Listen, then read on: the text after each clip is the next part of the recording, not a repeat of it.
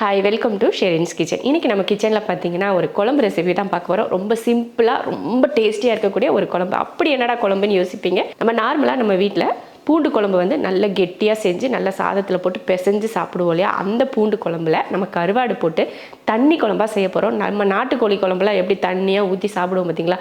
அந்த மாதிரி ஊற்றி சாப்பிட்ற மாதிரி ஒரு கருவாடு பூண்டு தண்ணி குழம்பு தான் செய்ய போகிறோம்.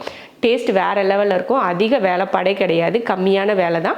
சட்டுன்னு செஞ்சு முடிச்சிடலாம். என்னடா குழம்பு செய்யலாம் நீங்கள் யோசிக்கிற நேரத்தில் அந்த குழம்பே செஞ்சு முடிச்சிடலாம்.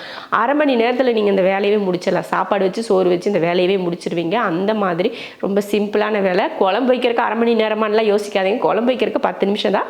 சாப்பாடு வச்சு அது வந்து ஸ்டீமெல்லாம் இறங்குற டைமில் சேர்த்து நான் சொல்கிறேன். அந்த மாதிரி ரொம்ப சிம்பிளான ஒரு குழம்பு. சைடிஷ் கூட தேவைப்படாது நமக்கு. அந்த மாதிரி ஒரு சூப்பரான குழம்பு. வாங்க பார்க்கலாம். குழம்பு தாளிக்கிறதுக்கு எண்ணெய் ஊற்றிக்கலாம். நான் வந்து நல்லெண்ணெய் தான் ஊற்றிக்கிறேன்.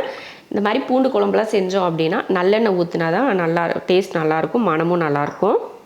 எண்ணெய் காஞ்சதுமே கொஞ்சம் வெந்தயமும் கொஞ்சம் கடுகுளுந்தும் சேர்த்துக்கலாம். கருவேப்பிலை எதுவுமே கூட சேர்க்க தேவையில்லை. அப்படியேவும் 1 கப் அளவுக்கு பூண்டு வெங்காயமும் சேர்த்துருக்கேன். 3/4 பங்கு பூண்டும் 1/4 பங்கு அளவுக்கு சின்ன வெங்காயமும் இருக்கணும். பெரிய வெங்காயம் போடக்கூடாது, சின்ன வெங்காயம் மட்டும்தான் போடணும். போட்டு இதை கொஞ்சம் லைட்டாக வதக்கிக்கலாம்.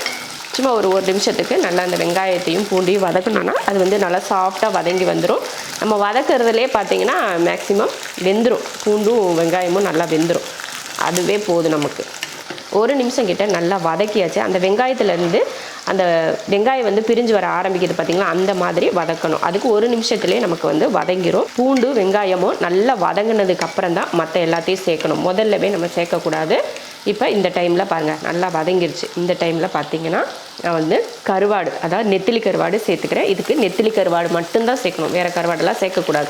நல்லா சுடுதண்ணியில் ஒரு 5 நிமிஷத்துக்கு சுடுதண்ணி போட்டு ஊற வச்சு நல்லா கழுவி ஒரு 4-5 முறை அந்த தண்ணி நல்லா சுத்தமாகிற வரைக்கும் கழுவிக்கோங்க. ஏன்னா நெத்திலி கருவாடில் வந்து மண் அதிகமாக இருக்கும். அதனால் நல்லா கழுவி எடுத்துக்கோங்க.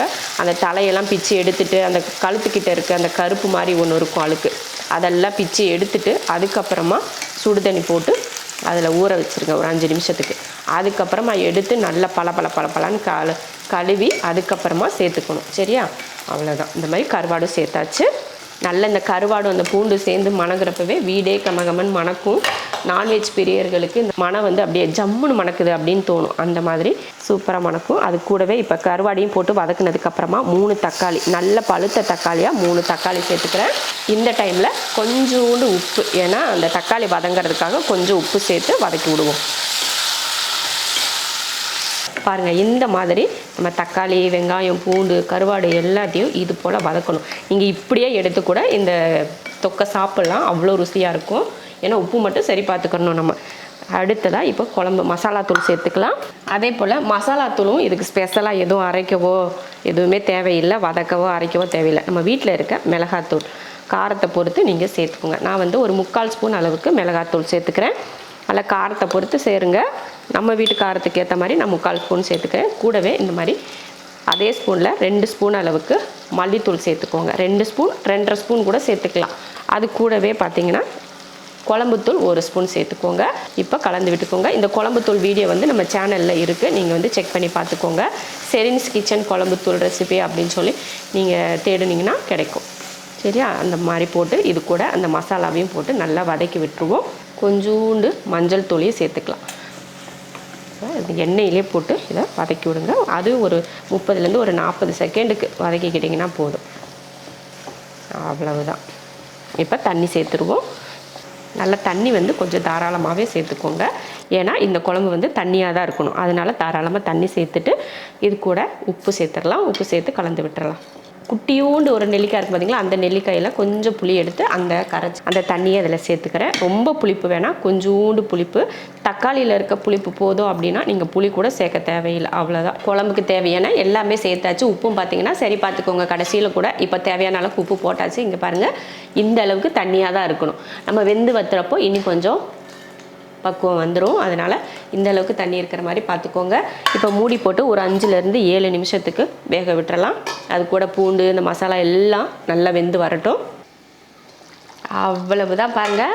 7 நிமிஷமே நான் வந்து வேக வச்சுட்டேன். இங்கே பாருங்கள், இப்போ அந்த குழம்பு இந்த மாதிரி தண்ணியாக தான் இருக்குது பாருங்கள். நல்லா அந்த மசாலா மட்டும் நல்லா ஒன்று சேர்ந்து வந்திருக்கு. அவ்வளவுதான். இந்த மாதிரி தண்ணியாக தான் இருக்கணும் இந்த குழம்பு. சிக்கன் தண்ணி குழம்புலாம் செஞ்சால் எப்படி சாதத்தில் ஊற்றி அப்படி சாப்பிடுவோமோ அந்த மாதிரி சாப்பிடணும்.